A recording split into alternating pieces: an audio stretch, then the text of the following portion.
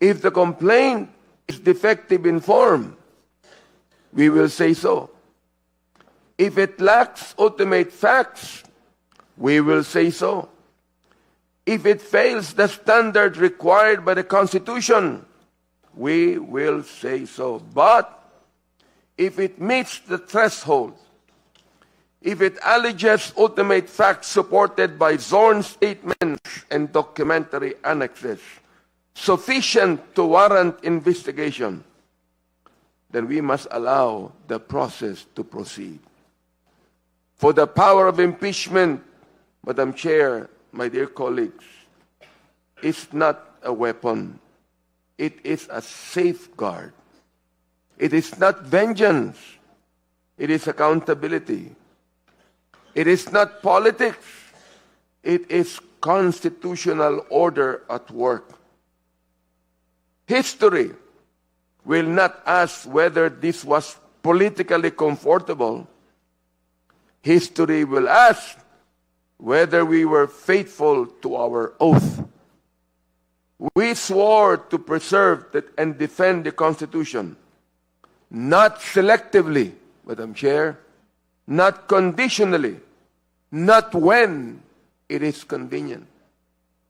If we remain silent in the face of serious allegations against one of the highest officials of the land, then we are not neutral. We are negligent. This hearing is not about personalities. It is about principle. It is not about ambition. It is about accountability.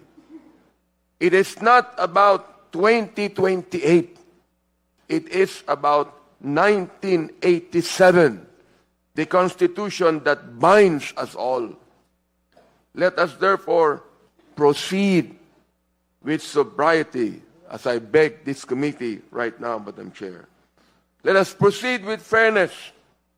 Let us proceed without fear, because in the end, we answer not only to our colleagues, not only to our constituents, but to history and to God.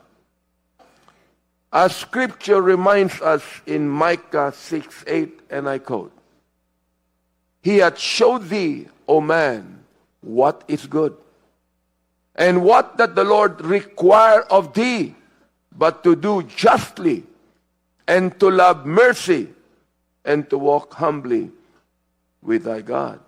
End of quote. Madam Chair, my dear colleagues, may we do justly, may we love mercy, and may we walk humbly as we discharge this solemn constitutional duty.